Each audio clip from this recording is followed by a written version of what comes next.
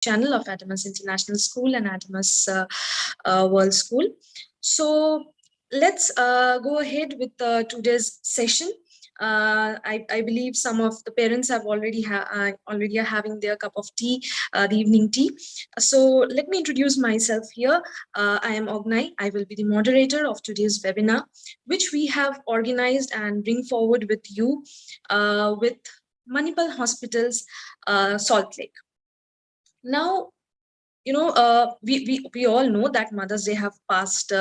Last Sunday it has already passed, but we also believe that since mothers are the driving force of their homes, one day is not enough to give them the importance that they deserve. We believe that all the mothers should be given the due importance and the due significance every day throughout the year. And that is why we have selected one of the topics that would be beneficial for all the mothers who have joined with us here today. Now we know that, as I was just saying, that mothers are the driving force of their home. They are like a one woman army, basically. So with them when they are around us, everything just seems to fall into place. And there's a balance in life. There's a balance in the household, and everything is just in the happy place. But when she falls when she falls sick, or when she's not around, maybe due to some reason, we often see that life has become challenging for us. And hence it is extremely important that moms should be taking care of themselves in addition to their household, their children, their family members. It is of utmost importance that mothers are also taking care of themselves. However, it often happens, because everyone around us is having a busy life nowadays. So it often happens in this busy life that while taking care of the household, while taking care of the all the things that are happening across the house, and balancing their professional life and looking after the children, what homework has happened, this and that, often mothers don't find enough time to take care of themselves. Maybe wishing having wishes on Mother's Day, or having wishes on Women's Day makes us happy, but also if we can take care of ourselves, as mothers can take care of themselves, it will also make changes in their life, and it will drive their life towards even more happier days, I believe. So that is why together we thought, on behalf of both the schools, that why not let's take an hour time for all the mothers of our students here, and give them a chance to come in one platform and connect with us, connect with the experts from Manipal Hospital, Salt Lake, and get a chance to know some advices and some tips and some tricks through which they can make their days even happier. Now, as I was saying, that it is of utmost importance that mothers, in addition to the household, should take care of themselves, because without them, the households would just fall apart. Now, in case that in a situation where we are asking moms to take care of themselves, they should be practicing a healthier and active lifestyle, is what believed by doctors and field experts across the globe. Now, what is actually meant by an healthy and active lifestyle for a mother who is having children, who is having household to take care of? These details we would be knowing, the details of how to practice an active and healthy life. That would be our agenda of today's discussion, or will be the topic of today's discussion. And for that discussion, to take forward that discussion, in addition to the team of Adamas International and Adamas World School, we are having with us Dr. Joyita Chakraborty from Manipal Hospitals. And I believe that she has already joined us in our session today. So I won't be taking much of the time from her, and rather I would request her to continue with today's session, which is Happy Mothers, Inspiring Mothers, Leading an Active and Healthy Lifestyle. So, Dr. Chakraborty? Yes, hello. Good afternoon. Good afternoon. Good afternoon. Over to you, ma'am. Okay, sorry to be a little late. Actually, my OPD was still continuing. But still, good afternoon to everybody and good afternoon to all the mothers out there. Today, actually, I'm here as a doctor to talk to you about some issues which you would encounter, or which you can say you can face as a mother, or to be precise, as a woman, as you go through. Now, I would talk for some time, and then I would rather request you all to interact with me and ask me questions, so that actually I can know what are your specific problems or specific questions. I can only see myself. Can some of you just put on your video so that I can at least see to whom I am speaking? It would be fantastic if I could have I can talk to people rather than just to some names and the black and white screen there. Anyway, as you understand, now that you have become a mother, you have to give a lot of time for your children, for your dear and near ones. But at the same time, you happen to be the most important person in the family. Why do I say so? Because you are the backbone, or say you are the pillar of the family. And if you yourself keep fit and fine, and if you yourself are doing well, then only you can keep others happy and others healthy too. Now, few problems that are very common to women, I would be mainly covering those. For example, menstrual irregularities. Secondly, problems with anemia. Anemia happens to be a very common problem in our part of the country.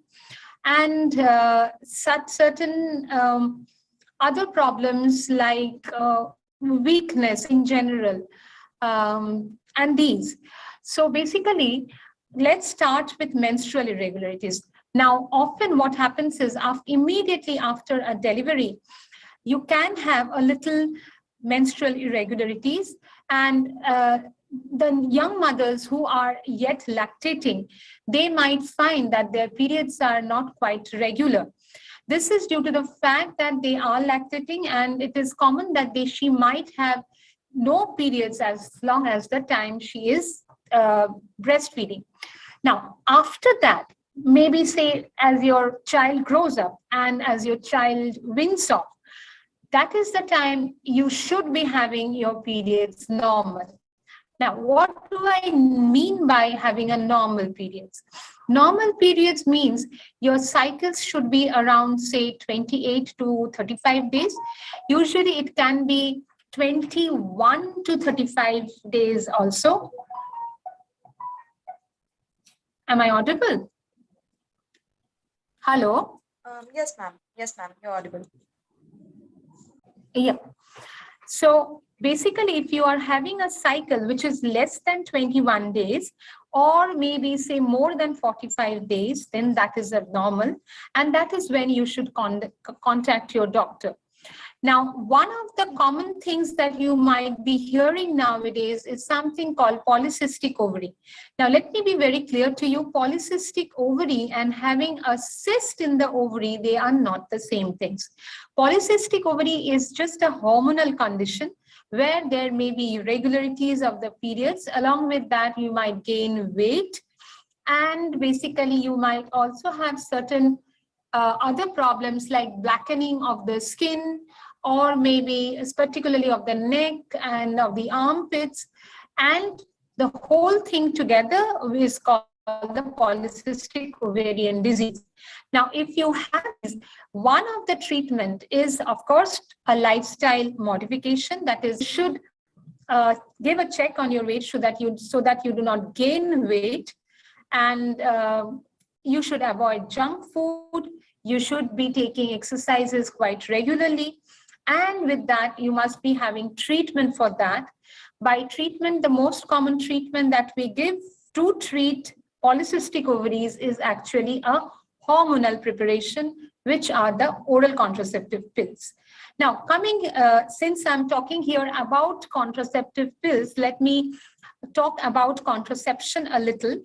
As you may be a mother of 1 or 2 children, you may need to space your pregnancy, or it might be a time when you do not want pregnancy at all. Now, there are various methods now so that you do not get pregnant.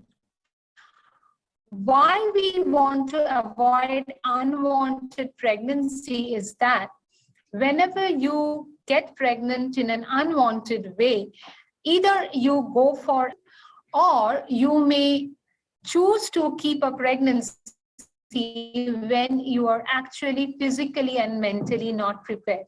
Now, both are not welcome. So what is needed is a proper contraception. So whenever you see a gynecologist, she will talk to you about a contraception, and we tend to give you a cafeteria of choice. What do we mean by that? There are various types of tea, there are injections now, and of course our age-old condom also stays. And if you plan not to get pregnant at all and you want to go for a permanent method, then you might choose permanent sterilization, what we call as the tubectomy or the ligation. Now, whatever method you choose, your doctor will be the best person to see whether you are suitable for it or not. And most of the times you are actually suitable for many of the methods, and you must choose one of them. What you cannot depend on is natural methods like, okay, fine, we didn't use contraception till date, so I will not get pregnant. The accidental pregnancy will not happen to me. No, that's a wrong idea, because we are not very sure about our ovulation date might be a problem also. So that way, basically, contraception is a must. And now coming back to what I was talking, the menstrual irregularities, one is your cycle, second is the amount of bleeding. See that your periods are, normally you are requiring say 3 to 4 pads in a day, and your periods are lasting say for 3 to 4 days, then that's normal. In case that you're tending to have a long duration, you are having too much of pain, then you must see your gynecologist, and usually we recommend sonography to find out whether you are having a problem which we call as a fibroid uterus or maybe a bulky uterus. The thing is, most of the treatment nowadays that we have are medical. To your doctor, it is basically we will go for an operation. Operation nowadays has become, you can say, the last resort. And even if we go for operation, it's almost gone are those days when we go for a big incision and operation like that. We prefer the keyhole surgery or what we call the laparoscopic surgery. But as I said, most of the treatment for heavy uterine bleeding or menorrhagia or dysmenorrhea, that is during your periods, is basically medical. Have too much of bleeding, or maybe if you have not taken adequate iron during your pregnancy or during your lactation, then you might be having iron deficiency. You will be stunned to hear that many of our women, irrespective of where they stay and from which socioeconomic background they are, they do suffer from anemia. One of the causes, of course, is increased menstrual blood loss. The other one is the type of diet with iron-rich food. And sometimes we have this habit of combining certain things. Suppose, say, one of the very favorite things is having doodh roti in our diet. Now, doodh roti, when we have, it prevents the absorption of iron as well as calcium. So we may not even be aware of the fact that even when we are having an iron-rich diet, the iron that we are having may not be absorbed well. So if you are feeling very really not getting that end-to-end energy to work, it might be due to iron deficiency anemia.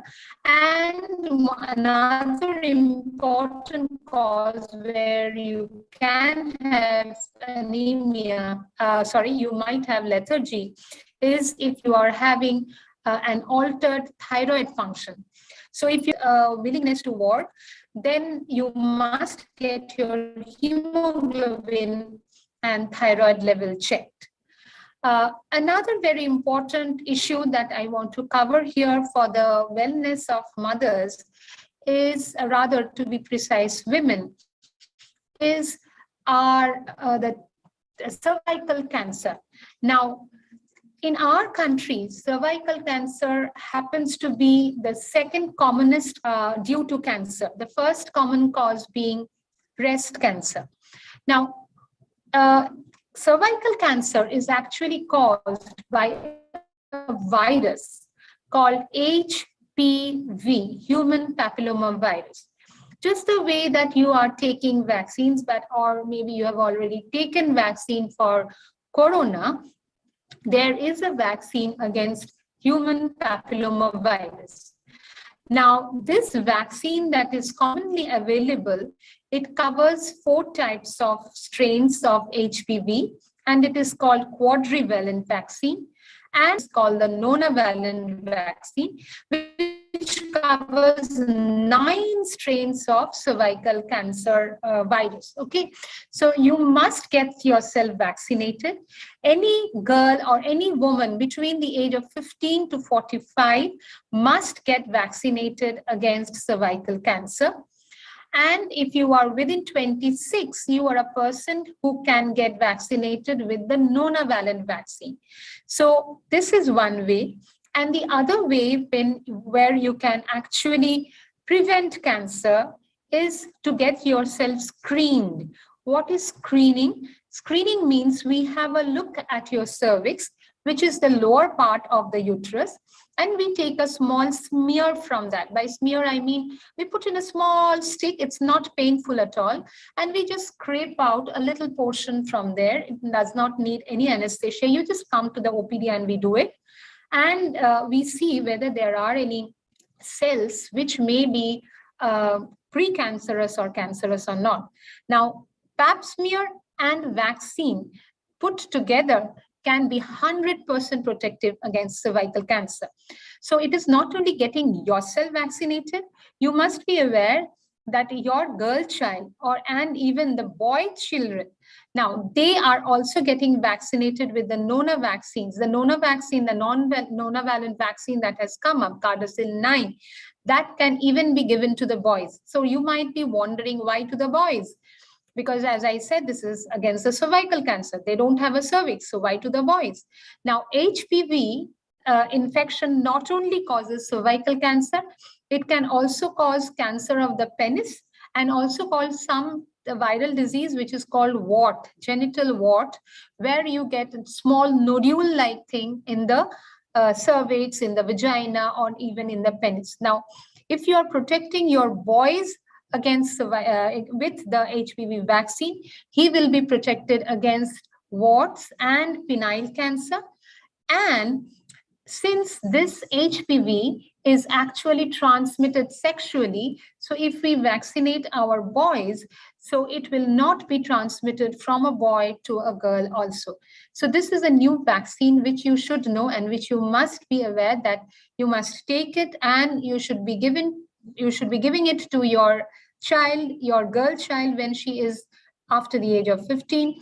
And for the boys, it can be given after the age of 15. However, it is in India, as of now, it is licensed up to the age of 26 if it is a nanovalent vaccine. Now, these are the common things and common ways by which you can stay fit. Another thing I would really emphasize is exercise. At least try to spend half an hour to 45 minutes every day, at least if not possible every day, 5 days a week, for some form of exercise. It can be walking, it can be dancing, it can be cycling. Even if you do not have time for anything and you cannot afford time to go out, do at least spot jogging. So you cannot say that I do not have time for exercise. You must have, because until and unless you do exercise, you cannot keep your weight in check. And exercise actually increases the blood circulation. Thereby, it also maintains the calcium level. And another topic I would like to include is white discharge. This is again very common problem in women. White discharge just before and after your periods, and say around the 14th to 16th day of your periods, that is in the mid-cycle, is quite normal, and we call that as physiological. But if the white discharge is accompanied by pain, or maybe if it is itching, or maybe if it has a very foul smell, then you must see your doctor. One of the commonest cause of having this type of white discharge is infection, and the infection can be a bacterial or a fungal infection, and we do give medicines against these. And there are certain hygienic rules that you must follow, that is keeping yourself clean. You must wash yourself thoroughly after passing urine, and after washing, you must also keep yourself dry. So if the area remains very moist, then what happens is you tend to get infection quite easily. Now, these are the common things that I have touched upon, and I would rather like you to question or you to interact with me in case you have specific doubts again regarding this women's health in general.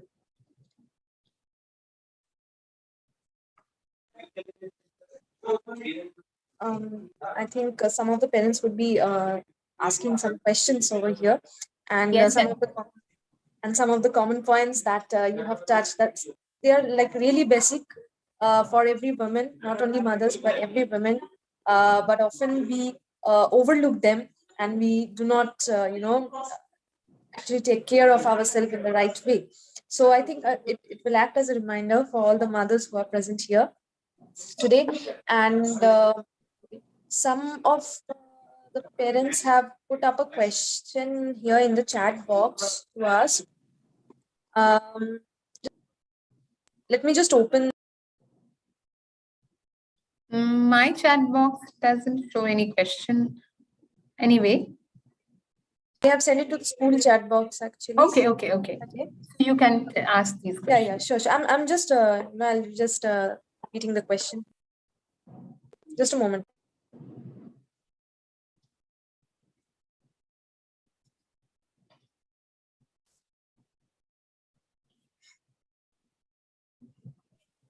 Okay. So one of the parents have asked that often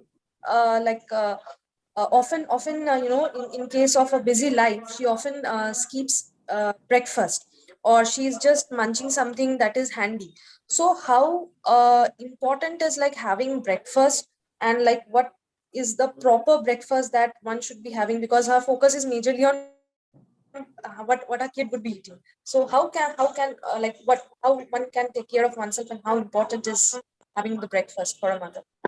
Yes, absolutely. Breakfast is something which is extremely important because as the name suggests, break fast. So if you are not eating properly after a night long time, if you remember, your stomach contains a lot of acid, and the acid keeps on secreting. And if you do not give food to the stomach, the acid will start acting on your mucous membrane, that is the covering on the stomach, and they will destroy the soft lining of the stomach. And that is when you would start having pain in the upper stomach, what we refer to as increased acidity, increased epigastric pain, and things like that. So it is very, very important to have a proper breakfast. Not only so, since it is the starting of the day, you should have adequate calories in order to give you enough energy to keep you going. And secondly, when you are taking a good amount of breakfast, that amount of calorie will actually be used up. If you are not having a proper breakfast, you will remain hungry, and your brain and your body will tend to absorb whatever you're eating later on to the full extent, because your brain will think, now this person is not going to give me food for maybe another 12 hours or 10 hours. So whenever I'm getting the food, let me absorb the full thing.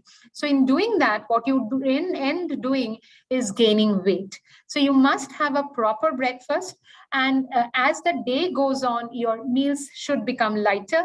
And it is always said that it is best to have your dinner a little early, maybe say by 7 or 8. And that should be the lightest meal. And the most full, and the breakfast must be adequate, not only in terms of calories, but also in the terms of minerals and vitamins. So try to include not only carbohydrate, but also vitamins and minerals like fruits, a little bit of nut. If you are in a too much hurry to cook a breakfast, you might half prepare it and keep it in the refrigerator, and be fast in cooking the rest of it in the morning. But you should never just leave your home without having a proper breakfast. No, breakfast is the most important meal of the day. Exactly, ma'am. I think breakfast is such a meal that is important for everyone in the family. And of course, most importantly, the mothers should not miss it. Ishani Loshkor has also put up a question here. So she asks that what are the symptoms of thyroid, and mainly how can she identify this thing? Okay, now thyroid disorders can be mainly of two types, the hyperthyroidism and hypothyroidism. We tend to commonly have the hypothyroidism, means that your thyroid gland here is not secreting enough of a hormone called thyroxine.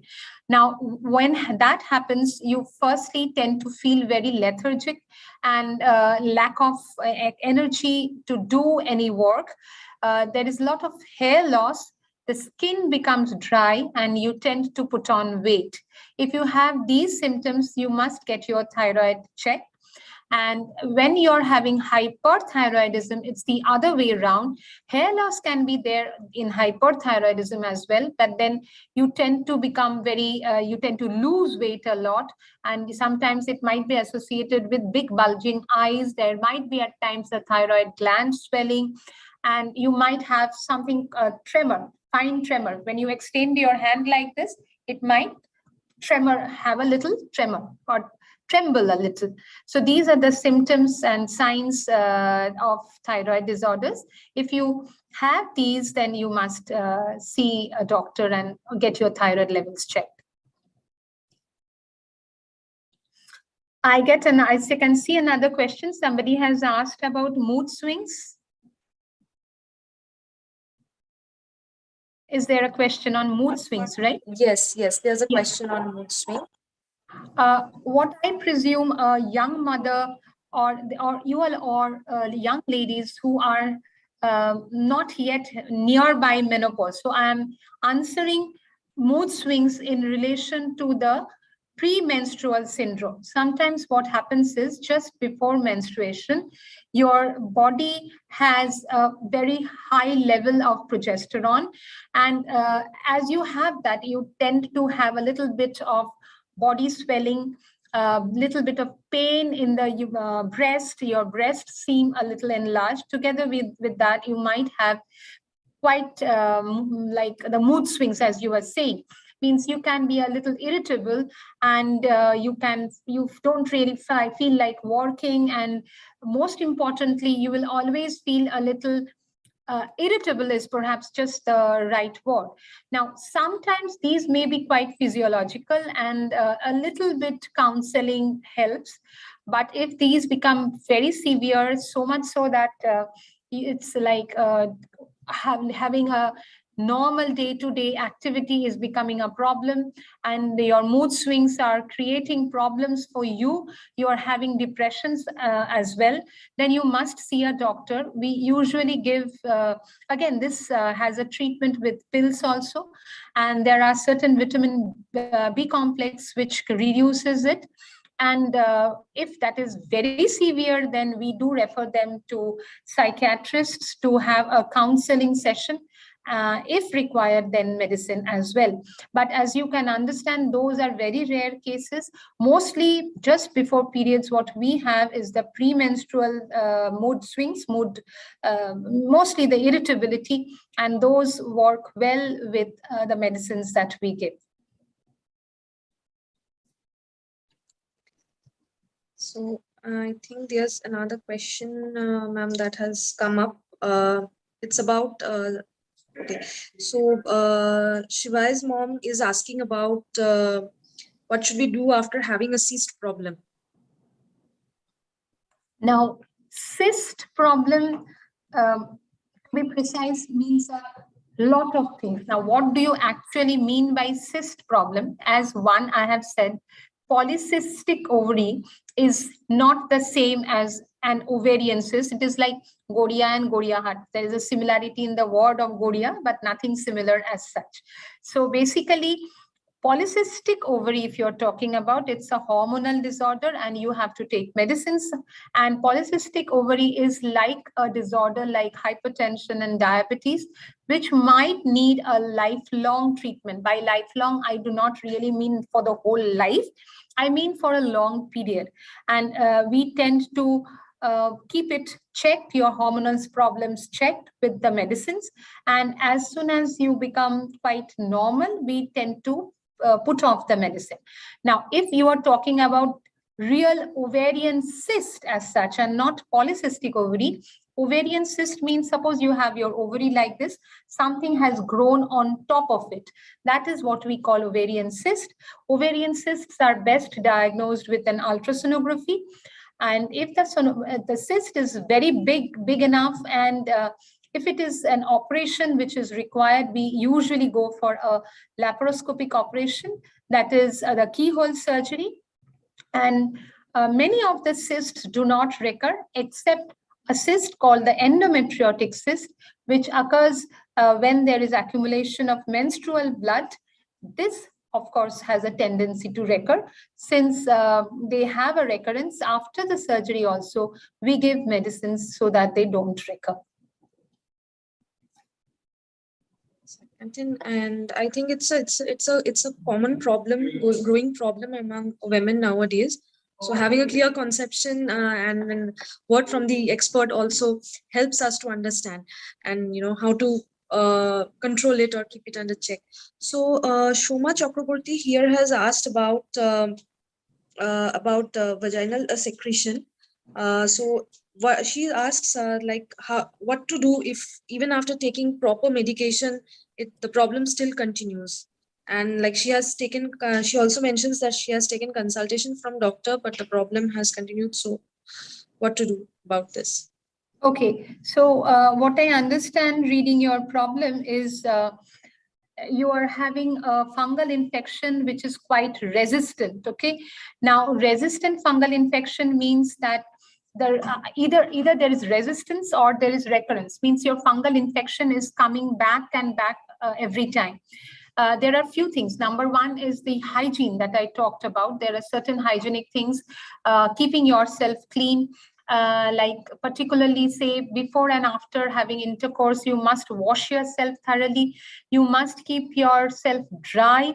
And this is the hygienic portion. In these women, we ask them not to use tampons, because the tampons can further aggravate the problem if it is already existing. And the other portion now comes the medicine.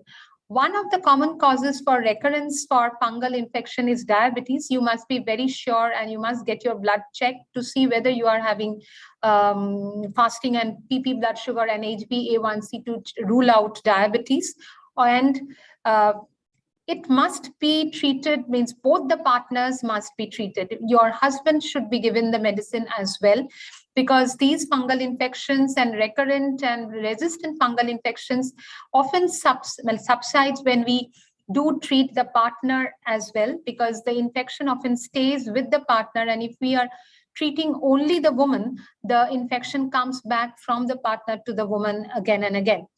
And there are specific medicines which are there for fungal infections, especially the resistant infection. Your doctor must be knowing those. You have to understand that it is not the simple medicines that should be taken. There are specific medicines for recurrent and resistant fungal infection. Having said that, there is also another thing that you must take, that is called what we call the good bacteria. In our system, in our gut, in our vagina, we have good bacteria which keeps away the bad fungus. So if your vaginal like the good bacteria, they become deficient. Sometimes they can become deficient if you have perhaps taken antibiotics for a long time. Then there are medicines to replace them as well. And another thing, if there's still a recurrence, you must go for a pap smear. As I was saying, the cervical discharge is taken and it is sent for testing to see what type of infection, or are there any other problems there as well. You must get a pap smear done. And these patients who tend to have recurrent vaginal infection, they must take vaccine against cervical cancer. I think these are like questions of concerns and topics of concern that we often are ignorant about, but are of utmost importance for our health. So, ma'am, another mom, she has asked that she's gaining weight because of cyst. So, how to control it? I think this question also relates to how can, in general, we have a healthy lifestyle. Of course, like as I can go on talking about healthy lifestyle, which really means cutting down on your carbs. I don't mean a zero carb diet. I do not mean a keto diet. What I mean is a balanced diet. And what we definitely lack is exercise. We tend to sit and work. We do not take the stairs. We tend to we have become quite lazy and dependent on different gadgets. So we tend to gain weight so much because we do not exercise.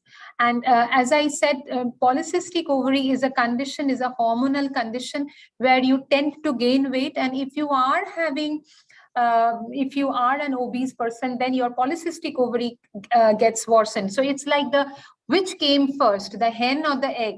Means your polycystic ovary worsens if you are obese, and if you are obese, then you tend to get this polycystic ovary. Means it does not become curable very easily. So the proper diet and adequate exercise, these two, I must say, if you go back today with two messages, or to be precise, one message, that must be to give a check on your diet. Sometimes nowadays I see so young mothers, and not only mothers, like say 19, 20 years girls, they are weighing 90 kgs, almost 100 kgs, and they're just not like, I cannot overemphasize, but once you talk to them, they might start feeling, okay, fine, you're body shaming me and things like that. It is not a question of body shaming. It is trying to point out that once you gain too much of weight, then what happens, your body becomes prone to many diseases like hypertension, diabetes, polycystic ovary, arthritis, like your joints, they start aching. So one message that you should remember from today's discussion is not to gain weight, or if you have gained weight, take very serious measures. If required, consult a good dietitian and cut down on your calories, cut down and do sufficient exercise so that you can really keep a check on your weight. Absolutely, ma'am. And we have another question from Snigdha Bakchi. She asks about how to reduce migraine or effects of migraine in women. Possibly she's suffering from vomiting, weakness, dizziness, and reluctance to work and fatigue. So how can, in general, she avoid all this and not let migraine bother her in her daily life? Okay, Mrs. Bakshi, I am not a neurologist, but what I understand from your question, your migraine is really bothering you a lot. You must see a good neurologist and be under treatment. There are certain things that we say. Number one is avoiding certain food which can start off the migraine. Number two, prolonged exposure to light, or maybe say the laptop and things like that, which has a very concentrated radiation to your eyes. Those sort of things must be avoided. And as I said, certain food must be avoided, stress must be avoided, sleeplessness must be avoided. And if a woman has migraine, we never give them oral pills, because oral pills are otherwise safe in most of the women. Most of the cases we can give, but we do not give in women who are having migraine. And you must see a doctor. If you are already consulting, then please get back to him or her, because what I understand, you are really suffering. And make sure it is actually migraine, it is not anything else. The things that you have written, reluctance to work, fatigue, can also be due to anemia and due to thyroid disorders as well. And please get your prolactin checked as well, because increased level of prolactin, that is again a hormone that can also cause similar things. And your power means you must get your refractive error checked, whether you have that as well. Sometimes we tend to blame one single thing. If we know that, yes, we are having perhaps migraine, we tend to give everything to migraine. It might be other things as well. So please see a doctor, particularly a good neurologist, so that he or she can come to your help. Absolutely, ma'am. So, ma'am, we have another question from one of the moms of our student, where she's facing certain irregularities in her menstrual cycle that lasts for 4 days, and then from again 5th to the 8th day, she's facing problems again, having symptoms as a normal cycle. So, how can she undo, or like how can is it something that is both bothering, or is it normal? No, it's definitely not normal. What I understand, that she is having a normal 4-day periods. Then again, from the 5th day, she's having quite heavy periods. So that is absolutely not normal. You must go for certain tests like the sonography and blood test to particularly the hormones like the thyroid. And most probably from your ultrasonography, we would come to know what you are having. It might be that the uterus, what we call the lining of the uterus, that is called the endometrium, that might have been thick, or you might be having a little small tumor, what we call the fibroid. Sometimes without even fibroid, the uterus can itself become very bulky and big. But as I said, most of these conditions are treatable with medicine. Do not think that if I go to a gynecologist, he or she will immediately go for an operation. No, not at all. There are lots of good medicine that have come up. There are certain things called a Mirena. Mirena means a small T-shaped soft thing made of silicone, which we put in the uterus, and that goes on releasing a medicine. So that way there are medical treatments, various medical treatments which can be given, and you need to see a doctor immediately, because the way you are bleeding, you will soon have anemia. So please see a doctor immediately. Do not neglect it. Absolutely, ma'am. Ma'am, one question that I would actually like to ask from my side to you. What happens in case of, particularly in case of the Indian scenario, is that as women, not only mothers but as women, what happen, only when we are facing some problem, some biological problem, we tend to visit the gynecologist. But actually, how frequently, or I mean, we should be in touch with our gynecologist as women? Excellent question. This is what we are stressing now, that is preventive medicine. As you all understand, prevention is much better than cure. And, like certain things must be done once every month. You must check yourself, go for a self breast examination. If you want, you can come over, we can teach you, or you can go to the YouTube and see a proper self breast examination. But then, to give it to you in short, after your periods are over, stand in front of a mirror without your clothes on, and first look at the mirror and see whether you can see any definite changes in your breast or not. Then with your one hand behind your head, you press it hard so that your muscles here become strong.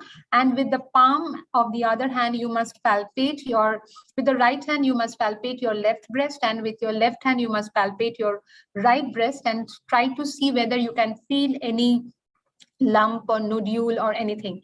If you do find, don't panic. Most of the cases, they are benign, and please see your doctor. And end it by squeezing your nipples just a little to see whether there is any discharge or not. So that is one prevention, one thing which you can do regularly, because like breast cancer is very, very common in our country. It happens to be the most common cancer among women in our country, and it is detected at a very early stage. Its longevity is fantastic. So please be careful about it, especially if you have a family history. At least go for the self-breast examination, and if you are in doubt, contact your doctor. That is one. Second thing is getting a pap smear done. As I said, for women who are before menopause, they must get pap smear done once in every 3 years, if not at least once in every 5 years. And the other one is taking a cervical cancer vaccine so that you can protect yourself. Other than this, there are certain tests which should be taken every year if possible. At least you should see a doctor every year who will check your weight, your blood pressure, whether you're having anemia or not, and a complete general checkup as such. Means seeing your neck, your breast, the abdomen. And there are certain tests. Most of the hospitals, like our hospital, has a well woman like test sort of things, where we include hemoglobin, then thyroid test, liver function test. It all comes in a package. That sort of test, you must get it done at least once in every year. And if you find there are any problem, do get in touch with a doctor. I think this is something that we should be practicing actually in our daily life. So, ma'am, we have the last two questions over here. One of the parents have asked that what kind of supplements one should be taking after reaching 40, and another mother has asked that she's 34 years old and she is suffering with arthritis in both the knees. So there's a calcium D deficiency. So what are the problems that she will be facing in her future days? So these are the two last questions, I believe, that we have from our parents' side. If you can just kind of... Okay, if I can combine both the questions. Basically, as I said, few things are extremely important minerals and vitamins in our body: iron, calcium, and vitamin D. Now, unfortunately, we are very deficient in vitamin D. By we mean Indians in general, and the northeastern part over our state, and we think that we are quite exposed to the sun, but we are not actually. We do not spend much time out in the sun. Even if we are applying a lot of sunscreen or wearing full sleeve dresses. So vitamin D deficiency is quite common in our this part of the country, and you must get your vitamin D checked in general to see whether you're deficient, because vitamin D is essential not only for the bones, it has a huge role in almost all metabolic and all the reactions that go on inside your body, starting from even building up hemoglobin. There also vitamin D has a part. So that is extremely important. So check your vitamin D level. If it is less, then do take vitamin D. And as such, you need not take routine supplements as such, taking calcium or vitamin D routinely if you are deficient. But your diet must be quite balanced so that you are taking adequate amount of minerals and vitamins. But if you are a person who tends to avoid, or maybe if you're not taking a balanced diet, then you must take a supplement which is rich in calcium, iron, and vitamin D. Not only after 40, but as such in general, especially if you are having too much of, if you're a person who has too much of acidity, if you're a person who has too much of diarrhea and digestion issues, then your absorption rate is less. In these cases, you might need a supplement. And there are certain disorders like the thyroid disorders, where in general the minerals are absorbed less. So you need to take supplements in these cases. But otherwise, if you are a person, if you are a woman who is otherwise active, taking a balanced diet, and your vitamin levels and iron they are fine, you need not take a supplement as such. Just go on taking your balanced diet. And just, if I may touch here, and I suddenly remembered, nowadays I am seeing a lot of women smoking. Now, I'm not going into a very feminist or not those issues, but smoking in general is bad for health, be it a man, be it a woman, whatever. So if you are a person who smokes, please give it up. That is one issue. And talking specifically about osteoarthritis, like osteoarthritis means it is a degenerative change, means all our knees are also aging with us. For some, this aging process, particularly for the knees, might have started a little early. So it is not only taking calcium and vitamin D, you might have to take like painkillers at time, but be very careful whenever you're taking a painkiller. It must be a prescribed one, and it must be taken after food, and preferably with an antacid.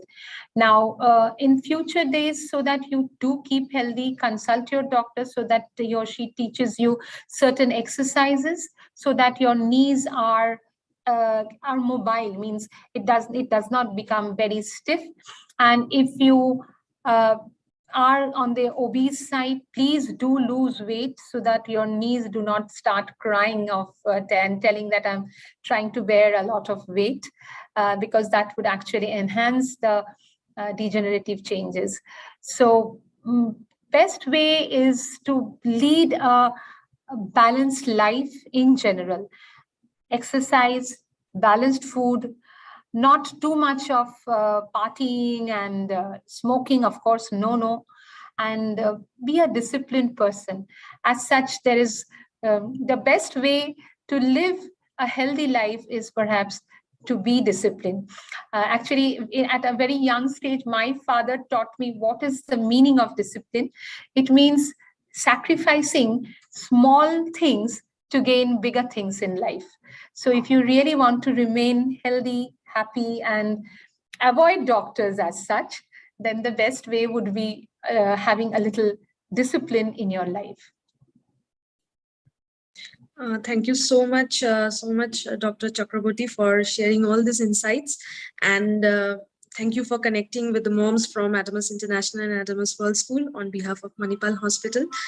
And I think all the moms here who are present with us, are connected with us. They have taken some of the, like real important insights through which they would be leading a healthier life. They will be the happier moms. They will be the inspiring moms, because happy moms, I believe happy moms inspires everyone around them. So thank you so much for your time, everyone, Dr. Chakraborty and all the mothers who had connected with us. Thank you so much. And thank you so much from my side for being so interactive. Your questions would make me talk to you more. Absolutely, ma'am. Absolutely. Thank you so much. Have a happy weekend, everyone. Thank you and good night. Thank you. Bye-bye. Bye-bye. Bye.